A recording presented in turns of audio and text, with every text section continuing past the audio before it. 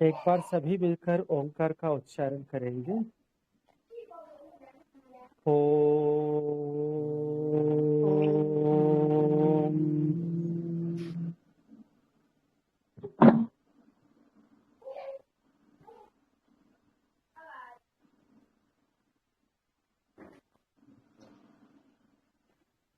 वैदिक कर्मकांड का परिचय, जिसको हम संक्षेप से यज्ञ परिचय कह सकते हैं, ये एक वैदिक साहित्य का एक महत्वपूर्ण अंग है। वेद और ब्राह्मण ग्रंथों में यज्ञ का बहुत विस्तार से वर्णन है। संपूर्ण ब्राह्मण ग्रंथ कर्मकांड संबंधित है, तो आप जानते ही होंगे। और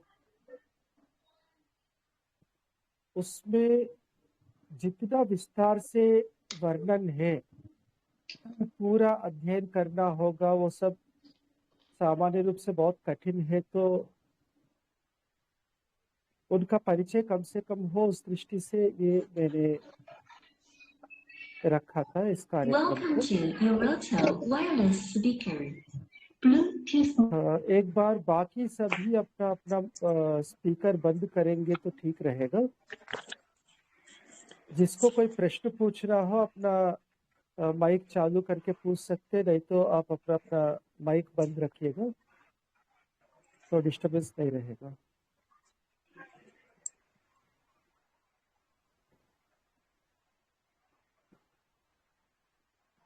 तो यज्ञ के विषय में मैं कुछ बता रहा था। हम सामान्य रूप से आर्य समाज में जिन यज्ञों से हम परिचित हैं, वे संपूर्ण वैदिक कर्मकांड का एक छोटा सा हिस्सा है।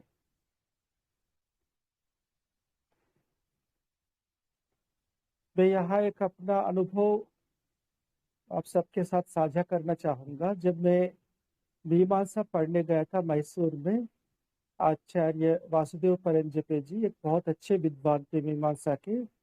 आर्य समाजी नहीं थे, किंतु आर्य समाज के प्रति उनकी बहुत अच्छी भावना थी।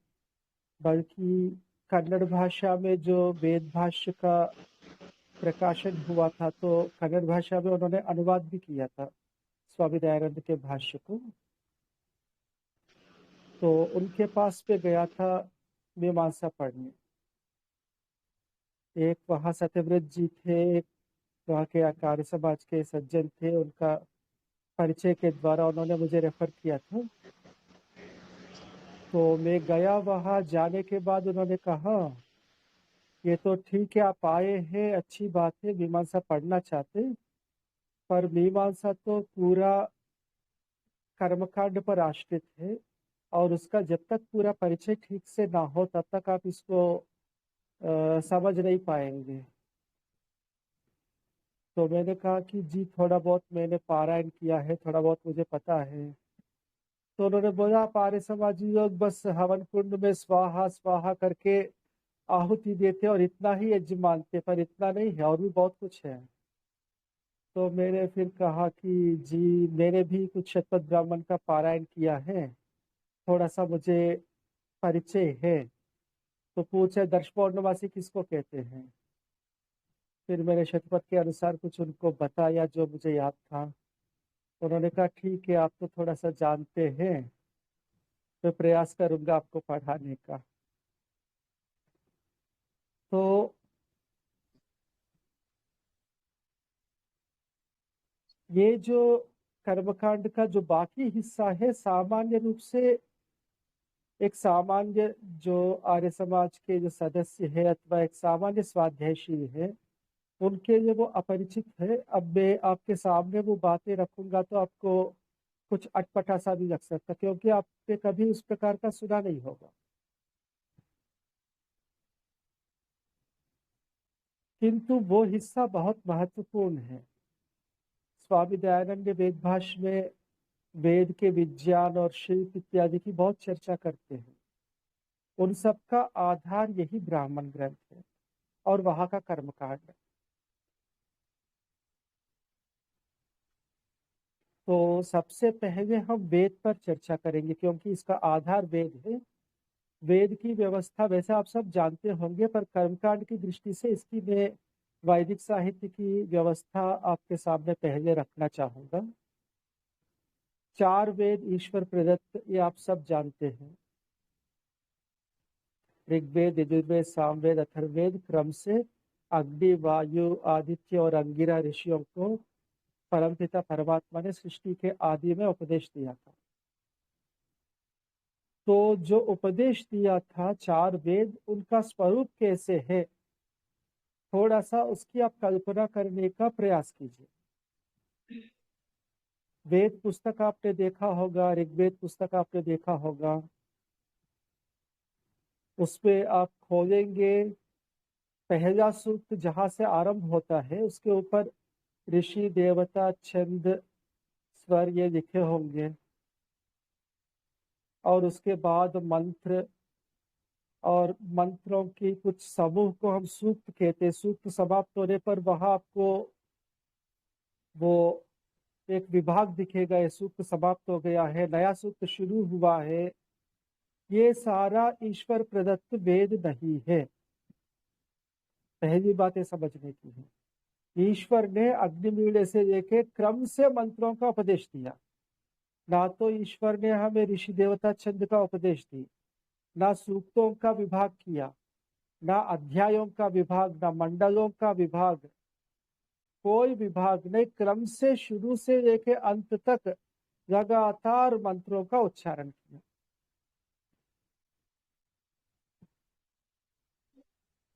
और वो किसको उपदेश दिया? अग्नि, वायु, आदित्य और अंगिरा, इन 4 ऋषियों को उपदेश दिया।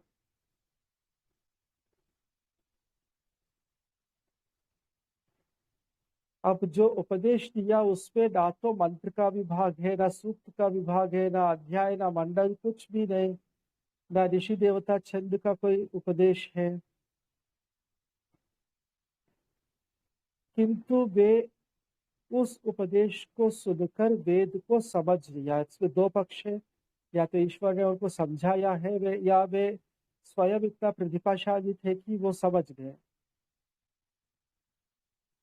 किंतु परंपरा से ईश्वर प्रदत्त इस रूप में हमें केवल मंत्र उपलब्ध होते हैं, बाकी सब ऋषियों के बनाए हुए हैं। चाहे वो ऋषि, देवता, छंद हो, चाहे सूक्त आदि का विभाग हो, ये सारा ऋषियों ने बनाया है, ईश्वर ने नहीं बनाया। ऋषियों ने बनाया, इससे अलग अलग व्यवस्थाएं दिखती है। जैसे ऋग्वेद आप देख सकते हैं, अध्याय अष्टक की एक अलग व्यवस्था है, और मंडलों की अलग व्यवस्था है। अलग अलग दृष्टियों से ऋषियों ने अलग अलग उसका विभाग, व्यवस्थाएं बनाई है।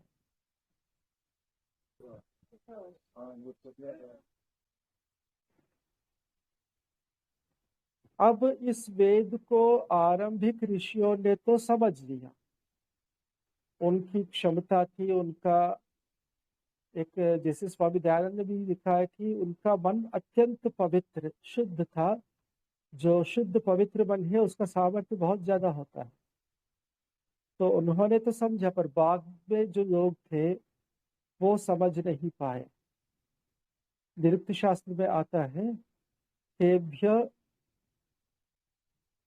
यानी कुछ उसका भाव है कि बाद के जो विद्वान लोग थे वे उसको समझ नहीं पा रहे थे, तो उनके लिए ऋषियों ने वेदांग, दर्शन इत्यादि, जो उनकी व्याख्या के रूप में अन्य ग्रंथों की रचना की। तो इस प्रकार अन्य ग्रंथों की जो रचना हुई, उनमें से सबसे पहले जो क्रम आता है शाखाओं का। शाखा आपने सुना होगा, चारों वेदों की कुल 1131 शाखाएं थी, 21 भी तो जिनमें बताते से हैं। 4 जी 1127 ऐसी गिनती भी मैं मिलती आ है। रहा हूँ, उसी पे आ रहा जी। हूँ। उन 1131 में से 4 शाखाएं ईश्वर प्रदत्त वेद को मान, यानी उसी को लेकर चले हैं, वो मूल है। उनको हम शाखा के रूप में गिने अथवा अलग रखे, वो एक अलग बात है। शाखा के रूप में गिनेंगे तो 1131 होंगे, यदि उनको अलग रखेंगे तो 1127 होंगे।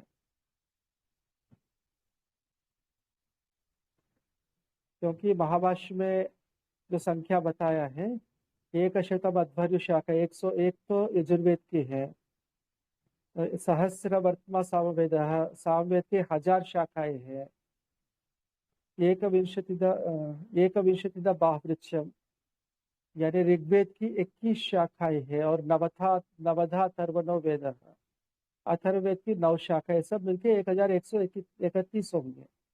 उनमें से स्वामी दयानंद जी ने 4 शाखाएं, जो कि वास्तव में जैसे माध्यम शाखा है यजुर्वेद का, जो मूल ईश्वर प्रदत्त वेद को ही अपनी संहिता के रूप में स्वीकार करके चला है, तो उस प्रकार, और ऋग्वेद की शौनक शाकल शाखा है, सामवेद की कौथुम शाखा है, और अथर्ववेद की शौनक शाखा है। इन चारों को स्वामी दयानंद ने नहीं गिना, उनको मूल वेद होने के कारण उनको नहीं गिना।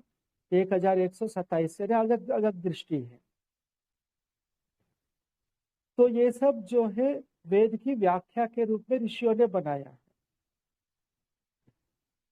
इन शाखाओं में क्या क्या ग्रंथ है? मुख्य रूप से संहिता, ब्राह्मण, आरण्यक, उपनिषद, फिर उनके अपने श्रौत, गृह्य और धर्म सूत्र, ये कल्प सूत्र है।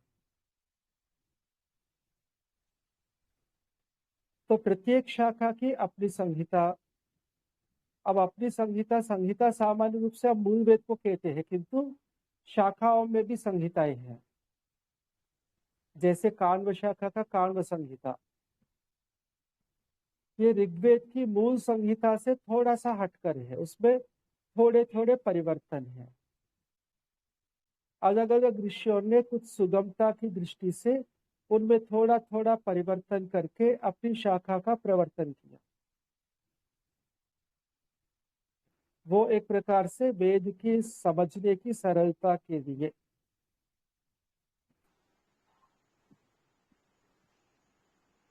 तो ये सब शाखाएं जो है मुख्य रूप से कर्मकांड को स्पष्ट रूप से बताने की दृष्टि से है।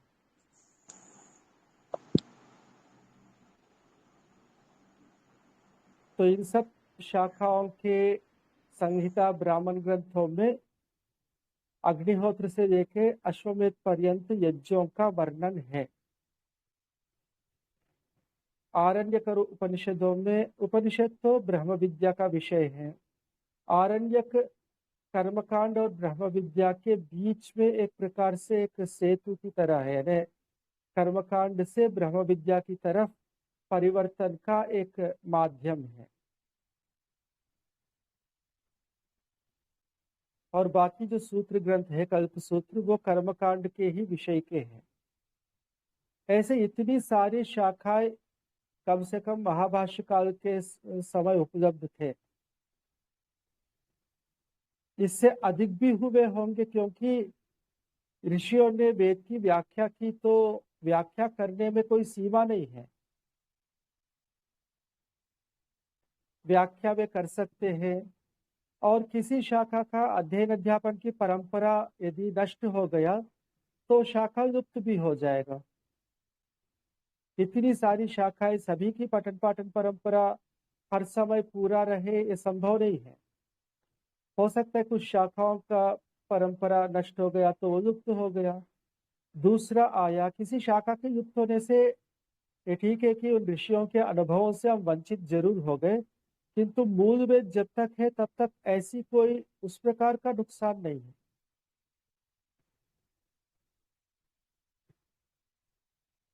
तो इन शाखाओं में कर्मकांड का वर्णन है। इसीलिए आज हमें इतने प्रकार के सूत्र मिलते हैं। श्रौत सूत्र अनेक प्रकार के हैं, ऋग्वेद की, यजुर्वेद की, सामवेद की, अथर्ववेद की, और एक एक वेद के अनेक। इसी प्रकार गृह्य सूत्र, इसी प्रकार धर्म सूत्र। तो इन सब में जो कर्मकांड वर्णित है, उसको हम दो विभाग में कर सकते हैं। जैसे ये शीर्षक में भी हमने रखा है, श्रौत एवं स्मार्त कर्म, दो प्रकार का कर्म है, श्रौत कर्म एवं स्मार्त कर्म।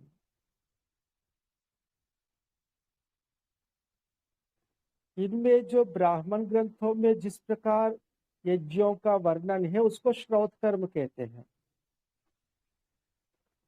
और उन्हीं का विधान श्रौत सूत्रों में है, और उनका अनुष्ठान, उनको अपनाना है, उन यज्ञों को करना अपेक्षाकृत कठिन है। हर व्यक्ति नहीं कर सकता, उसके अधिकारी ही, जो अधीत वेद यानी श्रोत्रिय कहा गया है, जिन्होंने वेद का अध्ययन किया, विवाह किया इत्यादि कई उसमें है। कृतदारा कर्म, कृष्णकेश, जातपुत्र, जिसका पुत्र हुआ हो, जिसकी पुत्री यानी पुत्र अथवा पुत्री, एक प्रकार से संतान उत्पन्न हुआ का मतलब, गृहस्थ आश्रम में प्रवेश होने के बाद संतान उत्पन्न हुआ का मतलब वो अब अपना एक प्रकार से सेटल हो गया है, अपने जीवन में व्यवस्थित हो गया। अन्यथा विवाह होते ही इन सब कर्मों का अनुष्ठान करना काफी कठिन हो जाएगा। विवाह होने के बाद थोड़ा सा जैसे श्वास दे दिया जो कहते हैं ना, थोड़ा सा सेटल हो गया, तो उसी के रक्षण के रूप में जाता पुत्र का है। और कृष्ण के शहर जो बहुत बूढ़ा भी ना हुआ हो, युवावस्था में ही, ऐसे नहीं कि आप यू उसको टाल दिया, तो उस प्रकार टालने का भी विधान नहीं है। तो उस प्रकार का व्यक्ति अग्नि का आधान करेगा और श्रौत कर्मों का अनुष्ठान करेगा, और ये सभी के लिए बहुत कठिन है। इस कारण से एक सरल प्रक्रिया बनाया है जिसको हम स्मार्त कर्म कहते हैं, तो गृह्य कर्म कहते हैं। संस्कार विधि में जिन कर्मों का विधान है वो स्मार्त कर्म है, तो गृह्य कर्म है। संस्कार विधि में देखेंगे आपको सारे जितने प्रमाण दिए हैं, पारस्पर गृह्य सूत्र, आश्रयण गृह्य सूत्र, गोभिद गृह्य सूत्र, इन गृह्य सूत्रों के प्रमाण दिया है, इन्हीं के आधार पर विधि का विधान किया है स्वामी दयानंद जी ने। जितना संस्कार विधि है वो सब स्मार्त कर्म है।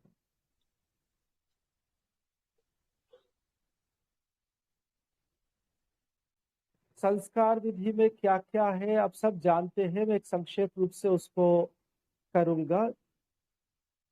16 संस्कार है,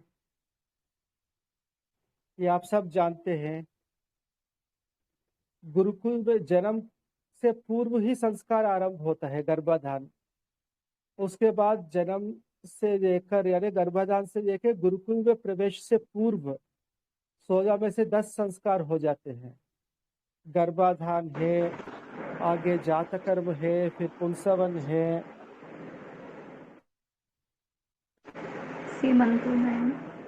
सीमंतोन्नयन है, नहीं वो हो पहले गर्भावस्था में ही पहले पुंसवन और सीमंतोन्नयन है।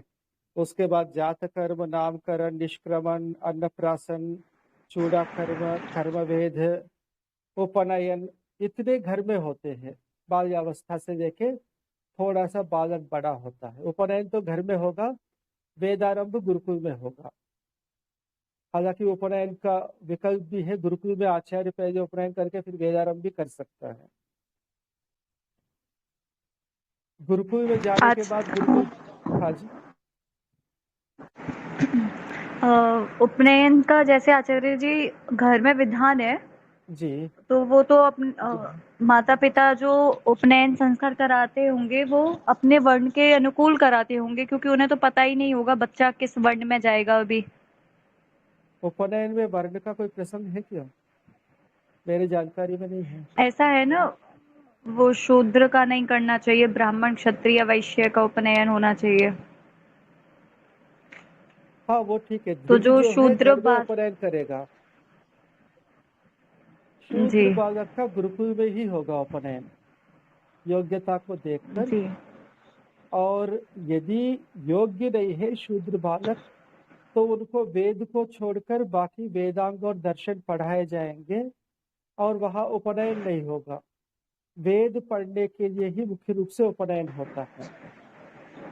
जी। बाकी अंगोपांग इनको पढ़ने के लिए उपनयन की आवश्यकता नहीं, और वेदारंभ संस्कार भी वेदाध्ययन के लिए है। बाकी शास्त्र पढ़ने के लिए वेदारंभ संस्कार की अनिवार्यता नहीं है, आवश्यक नहीं है। और ये जी। काफी विवाद का भी विषय है, पर इसमें कोई वास्तव में कोई विवाद नहीं है। लोग उसमें से ढूंढ लेते विवाद को, पर ऐसा कुछ नहीं है, ये केवल एक व्यवस्था है। तो गुरुकुल में जी। वेदारंभ संस्कार और समावर्तन संस्कार, आजकल समावर्तन संस्कार भी विवाह से पूर्व करा देते हैं, किंतु विधान तो गुरुकुल से जब वेद का अध्ययन संपन्न करके बालक घर आने से पूर्व समावर्तन आचार्य कराता है। तो 12 ये हो गए। उसके बाद विवाह संस्कार है, वानप्रस्थ संस्कार है, संन्यास संस्कार है और अंत्येष्टि है। 16 संस्कार है। तो गृह सूत्रों का विषय ये 16 संस्कार है, और ये इनका विशेष परिचय देने की मुझे आवश्यकता नहीं लगती, आप सब जानते ही हैं इनको। इसके अतिरिक्त गृहस्थाश्रम के अंतर्गत कुछ नित्य कर्म है। जब तक श्रौत अग्नियों का आधार नहीं होता, तब तक उनके प्रतिनिधि कर्म गृह्याग्नि में किया जाता है।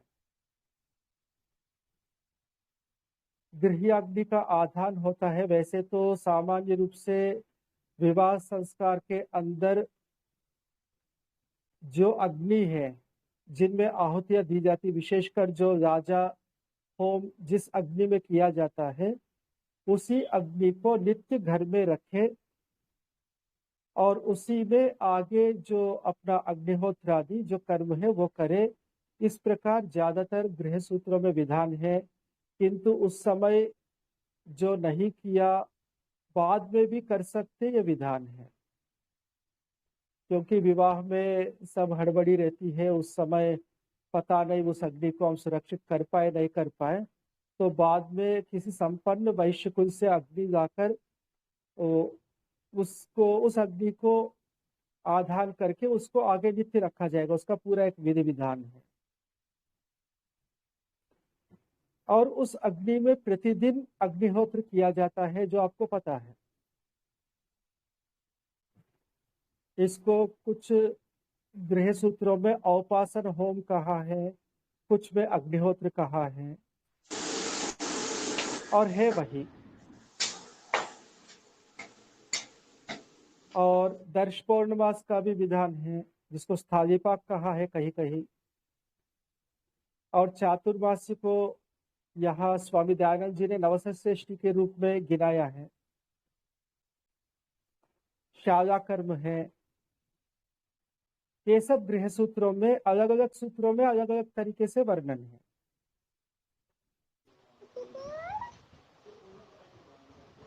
और इसके अतिरिक्त बहुत कुछ ऐसा है जो प्रक्षिप्त है, जो बहुत ही ज्यादा गलत है। वो भी बहुत ज्यादा इन गृह सूत्रों में जुड़े हुए हैं। जैसे कुछ पिंड पितृयज्ञ हैं, जो पितर जो चले गए हैं उनके लिए पिंडदान इत्यादि का, अथवा कुछ मांस संबंधी आहुतियों का, इस प्रकार का भी विधान इन गृह सूत्रों में देखने को मिलता है। किंतु हमारे पास स्वामी दयानंद जी का मार्गदर्शन है, तो हम समझ लेते हैं कि कौन सी सही कौन सा गलत। जितना सही है वो सब स्वामी दयानंद जी ने संस्कार विधि में रखा है। इसलिए गृह कर्म को लेकर हमें किसी प्रकार से उलझन की आवश्यकता नहीं है। अब यहाँ एक प्रश्न आता है, इतने सारी शाखाएं हैं और सभी शाखाओं में अपने अलग अलग प्रकार का वर्णन है, तो हम किसके अनुसार चले? और क्या सभी का एक ही प्रकार का फल मिलेगा अथवा अलग अलग फल मिलेगा? प्रश्न तो समझ में आ रहा होगा। जैसे अश्वजायन गृह सूत्र है, उसमें एक प्रकार का वर्णन है, और आगे पारस्कर गृह सूत्र में उसमें थोड़ा सा हटकर है, थोड़ा सा भिन्न है। गोविल गृह सूत्र में उसमें और थोड़ा सा भिन्न है। तो इन सब कर्मों का फल एक ही रहेगा, या क्योंकि कर्म भिन्न है तो फल अलग अलग होना चाहिए, एक सामान्य कॉमन सेंस हमें कहता है। किंतु इस पर चर्चा करके मीमांसा शास्त्र में निर्णय दिया है कि किसी भी शाखा में जो कर्म का विधान है उसका अनुष्ठान करने से फल एक समान मिलेगा, अलग अलग नहीं है।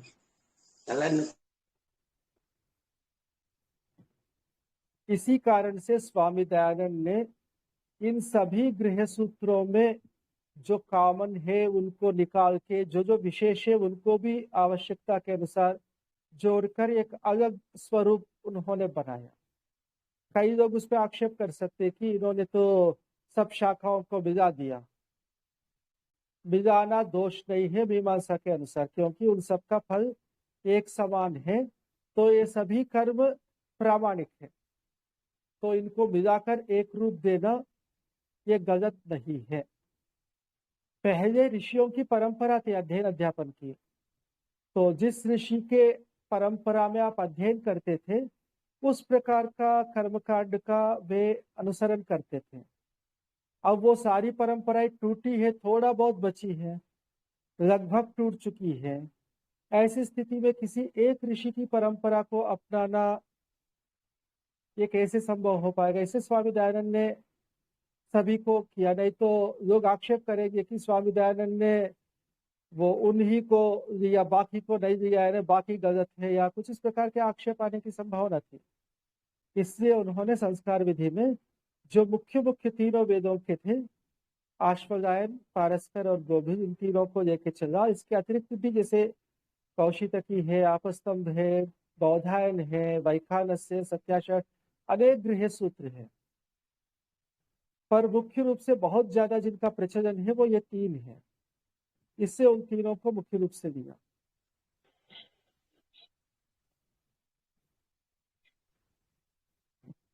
तो ये सबसे पहला मैंने स्वार्थ कर्म का आपको परिचय कराया। परिचय कराने की विशेष आवश्यकता नहीं, क्योंकि आप सब परिचित है संस्कार विधि से।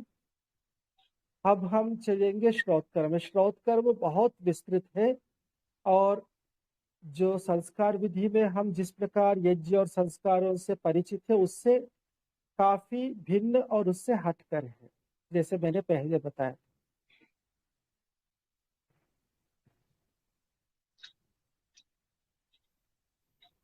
इसमें सबसे पहले अज्ञाधान होता है। उसके लिए अधिकारी, जैसे मैंने बताया था, जिन्होंने वेदों का अध्ययन किया वे ही इसके लिए अधिकारी, यानी गृहस्थाश्रम में प्रवेश किया, वेदों का अध्ययन किया, यज्ञ कर्म को जो जानता है, श्रौत यज्ञ कर्म को, वे ही इसका अधिकारी है। ऐसा क्यों है? स्मार्त यज्ञ के लिए इतना कठोर नियम नहीं है, कोई भी कर सकते हैं, वहां अधिकारी की विशेष चर्चा नहीं है, कोई भी कर सकते हैं। किंतु श्रौत कर्म ऐसा नहीं है। कुछ मैं अभी बताऊंगा, कुछ आगे जैसा जाता जाएगा तो उस प्रकार के कठोर नियम क्यों है आपको समझ में आता जाए। श्रौत कर्म के अंदर जब देवता के लिए आहुति दी जाती है, कुछ विशिष्ट यानी अलग अलग कर्म में, अलग अलग यज्ञों में देवता के लिए कुछ विशिष्ट मंत्रों के द्वारा आहुति दी जाती है। तो उन मंत्रों का उच्चारण करने वाला ऋत्विक जो होता है उसको हम होता कहते हैं। होता एक शब्द है, एक ऋत्विक का नाम है, वो मंत्रों का उच्चारण करता है। केवल अग्निहोत्र एक कर्म है जिसमें जो यजमान स्वयं कर सकता है, बाकी सब बिना ऋत्विजों से संभव नहीं है। जब होता मंत्र का उच्चारण करके स्वाहा अथवा वौषट, ये दो शब्द है, एक स्वाहा शब्द है आपको बहुत प्रसिद्ध है, एक वौषट शब्द है, अलग अलग स्थितियों में अलग अलग प्रयोग किया जाता है। तो इन शब्दों का जब उच्चारण करता है मंत्र के अंत में, उसी समय अध्वर्यु नाम का ऋत्विक आहुतियां देता है अग्नि में। विधि के अनुसार जो भी उसका द्रव्य है, चाहे घी है, चाहे पुराणाश है, चाहे चरू है यानी चावल, आमिक्षा है, अलग अलग प्रकार के द्रव्यों का विधान है उसका। उसी प्रकार अध्वर्यु आहुति देता है उस समय, और यजमान अपने स्थान पर बैठा होगा। वो इन सब कर्मों का साक्षी बनके इन सबको देखता रहेगा। और यजमान उस समय अपने मन में त्याग करता है, क्योंकि सारा द्रव्य यजमान का है। अध्वर्यु और होता, ये जितने भी ऋत्विक हैं, ये तो केवल एक प्रकार से अपनी सेवाएं दे रहे हैं। सायणाचार्य ने तो इनके लिए कृत दासवत ऐसा कुछ शब्द किया है ना। वो दक्षिणा लेंगे और कर्म कराएंगे, फल उनको नहीं मिलेगा। उनको दक्षिणा मिलती है, यज्ञ का फल यजमान को मिलता है, पुरोहित को नहीं मिलता। तो यजमान का द्रव्य है, तो यजमान अपने मन में त्याग करेगा। इदम अग्नये इदन्न मम, या इदम इंद्राय इदन्न मम। त्याग करते समय नियम है कि जिस देवता के लिए त्याग किया जा रहा है, उस देवता के स्वरूप को मंत्र में, मन में लाना होगा। यस्य देवतायै हविर्गृह्यते ताम अनुध्यायेत वशक कुर्वन्। जिस देवता के लिए हवि दिया जा रहा है, वशत्करण के समय, वशत्कार के समय हो यजमान जो है उस देवता का मन में स्मरण करना है, यानी ध्यान करना है। और ये तभी संभव है जब उन्होंने वेद का अध्ययन किया, वेद को समझा, वेद में जो देवता है उसको समझा, तभी जाकर उस देवता के स्वरूप को मन में ला सकता है, नहीं तो नहीं ला सकता। यदि नहीं लाया तो यज्ञ का कोई लाभ नहीं मिलेगा। इससे श्रौत कर्म करते समय ये नियम बनाया है। श्रोत्रिय जो वेदाध्ययन किया है, यानी वेद को पढ़ा भी है और समझा भी है। आजकल जो श्रोत्रिय है केवल वेद को कंठस्थ करते हैं और स्वयं को श्रोत्रिय मानते हैं, किंतु ऐसा नहीं है। शास्त्रों में जिसको श्रोत्रिय कहा है, वेद को कंठस्थ भी किया है और उसको समझा भी है, तभी जाकर उसका फल मिलेगा।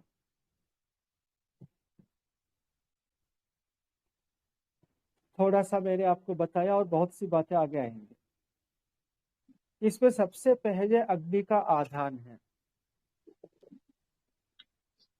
अग्नि को स्थापित करना होगा। वैसे गृह अग्नि को भी स्थापित करना होगा। वहां एक बिंदु में भूल गए आपको कहना, शास्त्रों के अनुसार जो स्वार्थ कर्म है वहां भी अग्नि नित्य रखी जाती है। कई बार जो पुराने घराने हैं आपने देखा होगा, एक अग्नि नित्य रखी होती है घर में, वो कभी बुझता नहीं है, पहले की परंपरा थी। किंतु स्वामी दयानंद जी ने देखा कि आजकल वो संभव नहीं है, इसको लोग कर नहीं पाएंगे। उनको ऐसा लगा, इसलिए आप देखेंगे अग्निहोत्र के विधान की जो प्रारंभ में जो सूर्य ज्योति ज्योति सूर्य स्वाहा, इससे पूर्व जो 3 सविताओं की आहुतियां हैं, ये सब जो प्रक्रिया है, ये वास्तव में अग्न्याधान की प्रक्रिया है। स्वामी जी को लगा कि लोग अग्नि को नित्य रख नहीं सकते, ये तो समाप्त कर ही देंगे। ये सोचकर, या रोज हवन तो कर ही नहीं पाते, ज्यादातर लोग तो कभी कभी करते हैं, उन सबको दृष्टि में रख के हर बार अग्न्याधान का विधान किया संस्कार विधि में। किंतु आप पंचमहायज्ञ विधि में देखेंगे, वहां वो सब प्रकरण नहीं है, केवल सूर्य ज्योति इत्यादि है। पंचमहायज्ञ विधि लिखते समय उन्होंने शास्त्रों की परंपरा के अनुसार ही लिखा था। बाद में जैसे ना संस्कार विधि उनका अंतिम शायद ग्रंथ होगा, क्योंकि वो छपा भी स्वामी जी की मृत्यु के बाद ही। उनकी जीवित समय में संस्कार विधि का द्वितीय संस्करण नहीं छपा था, यानी एक प्रकार से वो उनका अंतिम ग्रंथ था। उस समय तक उनको काफी अनुभव हुआ होगा लोगों का, कि लोग तो कुछ भी कर नहीं पा रहे हैं, तो जो सबसे सरल और सबसे, यानी जो कुछ भी नहीं कर पाएंगे, उनकी दृष्टि से चलो भैया जब करोगे तब आधान तो करना पड़ेगा, बिना आधान के आप अग्निहोत्र नहीं कर सकते। इससे आधान को अग्निहोत्र के साथ जोड़कर उन्होंने विधान किया। नहीं तो सामान्य रूप से अग्नि नित्य रखना है, एक ही बार जीवन में आधान करना है। कभी भूल से आप उसको संभाल नहीं पाया, बुझ गया, तो दोबारा बीच में करना पड़ेगा। उसको पुनराधेय कहते हैं, पुनराधान या पुनराधेय कहते हैं।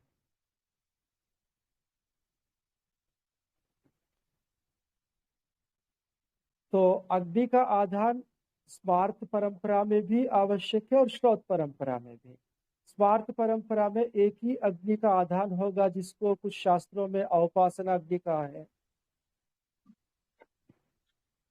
किंतु श्रौत यज्ञ करने के लिए 3 अग्नियों का आधान करना होगा। उसका चित्र मैं कल आपको साझा करूंगा समूह में। 3 अग्नियां हैं, 3 कुंड होंगे, एक आहवनीय, एक गार्हपत्य और एक दक्षिणाग्नि। गार्हपत्य और आहवनीय दोनों आमने सामने होंगे। आहवनीय पूर्व की तरफ और गार्हपत्य पश्चिम की तरफ, और दक्षिणाग्नि गार्हपत्य के बिल्कुल पास में उसके सटता हुआ दक्षिण की तरफ। इन 3 अग्नियों का आधान करेगा। 3 अग्नियों के आधान की भी काफी प्रक्रिया है। अलग अलग प्रकार की मिट्टी आदि और सोना, इन सबको यज्ञ कुंड में पहले नीचे वो जमाएंगे, उसके ऊपर मेखला, उसकी चारों तरफ मेखला बनाएंगे। उनका आकार भी अलग अलग होगा। आहवनीय तो चौकोन पे होगा, गार्हपत्य गोल होगा और दक्षिणाग्नि अर्धचंद्राकार में होगा। इन 3 अग्नियों का आधान करना होगा सबसे पहले, और उसका पूरा एक विधि विधान है। जी हाँ, 3 अग्नियों के आधान के बाद उसमें प्रतिदिन दोनों समय अग्निहोत्र का विधान है। और आगे अमावस्या और पूर्णिमा, इन दोनों के आगे आने वाली प्रतिपदा पर दर्श और पौर्णमासी, यानी अमावस्या और पूर्णिमा के शाम को व्रत लेकर अग्निगृह में शयन है, और प्रातःकाल दर्श और पौर्णमासी का अनुष्ठान। इसी प्रकार 4 महीने में एक बार चातुर्मासी यज्ञ है, और आगे सोमयाग इत्यादि का वर्णन है। तो अग्निहोत्र आदि का जो विधान है वो कल से मैं आरंभ करूंगा। अब कुछ जी पूछना है किसी को? 2-3 मिनट है, पूछ सकते हैं। जी आचार्य जी, ये प्रणाम आचार्य जी। ये जो जी 3 अग्नियों का उल्लेख जो भी वो मनुस्मृति के वानप्रस्थ आश्रम वाले अध्याय में भी है। गार्हपत्य, जी आहवनीय आहुति। जी और दक्षिणायन वाली जो है ना इनका, जी ये वही वाली है ना? मनुस्मृति में भी उनका उल्लेख अभी मुझे एकदम याद नहीं आ रहा। वानप्रस्थ आश्रम में मनुस्मृति में श्रौताग्नियों का शायद हो सकता है। उनका चित्र तो मैं कल साझा करूंगा आपको। जी आचार्य जी, उसमें श्रोत का उल्लेख नहीं है, लेकिन 3 मनुस्मृति अग्नियों का श्रौत उल्लेख यज्ञों है। से संबंध नहीं रखता है। मनुस्मृति वास्तव में धर्मशास्त्र है, श्रौत यज्ञों से उसका सीधा सीधा संबंध नहीं है। जी आचार्य जी, उसमें विस्तृत वर्णन इसीलिए नहीं है। जी हाँ, वो उसका विषय नहीं है तो नहीं है। धन्यवाद आचार्य जी। ओम नमस्ते आचार्य जी। जी आचार्य जी, आपने बताया कि जो उपनयन संस्कार है वो वेद पढ़ने के लिए किया जाता है। तो आजकल जैसे हम लोगों को जनेऊ पहना देते हैं या कोई शिविर लगा रहे हैं, उसमें बच्चों को हमने उपनयन करा दिया, या जो पवित्र जी पहना दिया, तो वो गलत माना जाएगा? नहीं, गलत नहीं है। मुख्य उद्देश्य मैंने कहा है वेद पढ़ने जी का। बाकी जनेऊ पहनाने का जो परंपरा है स्वामी दयानंद ने ही आरंभ किया था, और जी क्योंकि स्वामी जी ने आरंभ किया था वो गलत हो नहीं सकता। जी स्वामी जी आचार्य ने जी। वर्तमान परिस्थितियों के आधार पर कई विषयों को थोड़ा सा सरल और व्यापक किया है, जो जी पहले ऐसा नहीं था। जी आचार्य परिस्थिति जी। के अनुसार कुछ चीजें बदलने भी होंगे। आज तो हमें वही करना होगा जो स्वामी जी ने अपना, क्योंकि आज तो स्थिति और ज्यादा खराब है। जी आचार्य जी। पर आपको आचार्य जी, इसके अलग भी दिखेंगे तो गलत नहीं मानना, वो भी सही है। ठीक है आचार्य जी। अच्छा जी, एक प्रश्न और है कि जो स्वामी जी ने पंचमहायज्ञ विधि में सूर्य ज्योति से जी प्रारंभ किया है, तो ये जी जो भी आपने जानकारी दी, अब लग रहा है कि हम कई बार सूर्य ज्योति से प्रारंभ कर देते हैं समय देखते हुए, तो अग्नि ध्यान नहीं जी करते हैं। तो आचार्य जी, अग्नि ध्यान जी करना आवश्यक है इसका मतलब, क्योंकि हम तो अनिवार्य है। नित्य अग्नि नहीं नहीं, वो जलाते हैं तो। नित्याग्नि नहीं जलाए तो अग्न्याधान अनिवार्य है। बिना जी अग्नि जी का आचार्य। आप आहुति देंगे वो सही नहीं है। जी आचार्य जी, कई लोगों ने अभी सूर्य ज्योति से करना प्रारंभ कर दिया है, शॉर्ट करना प्रारंभ कर दिया है, तो नहीं, अग्न्याधान कर आवश्यक सकते है ये आप, हम। यदि नित्याग्नि आप जी रखेंगे तो वो कर सकते हो उस प्रकार से। जी जी जी आचार्य जी, नित्याग्नि तो किसी के पास नहीं है, पुनरअपि सूर्य ज्योति से शुरू कर देते हैं पंचमहायज्ञ अ, को पढ़ करके। जी आचार्य जी। ठीक है, जी वो बस ठीक यही नहीं पूछना था है। आचार्य जी। जी जी धन्यवाद आचार्य जी। जी जी। ओम। तो ठीक है। हाँ जी, और कुछ? आचार्य जी, एक प्रश्न पूछ सकता हूँ? जी हाँ। आचार्य जी, ये आपने जो श्रौत और स्मार्त ग्रंथों की जो परिभाषा बताई थी, उसकी जो व्याख्या की थी, तो वो जी थोड़ी सी पूर्ण रूप से स्पष्ट नहीं हो पाई है। तो ऐसी कोई नियत, कोई परिभाषा हो उनकी जो स्पष्ट रूप से जिसको सुनकर के दिमाग में बैठ जाए, तो ऐसी कोई परिभाषा बता दीजिए ना नहीं, आचार्य जी। ऐसी कोई परिभाषा नहीं है। जो यज्ञ का विधान ब्राह्मण ग्रंथों में और श्रौत सूत्रों में है वो श्रौत कर्म है। जो यज्ञ का विधान गृह सूत्रों में है वो स्मार्त कर्म है। तो उसको स्मार्त अथवा गृह कर्म दोनों प्रकार से कहते हैं। और कोई परिभाषा नहीं है। जी आचार्य जी, बस वो इतना ही एक वो स्पष्ट होना था कि मतलब किसे किस में गिना जाए, थोड़ा सा वो स्पष्ट नहीं था, इसलिए पूछा जी आपसे। आप तो हो गया ना। जी धन्यवाद, नमस्ते। जी ठीक है, और भी कोई प्रश्न हो तो कल पूछ सकते हैं। आरंभ में पहले प्रश्न का समय रहेगा, उसके बाद ही आगे मैं बढ़ूंगा। आज यही विराम देते हैं ओंकार के साथ। जी जी आचार्य जी। ओ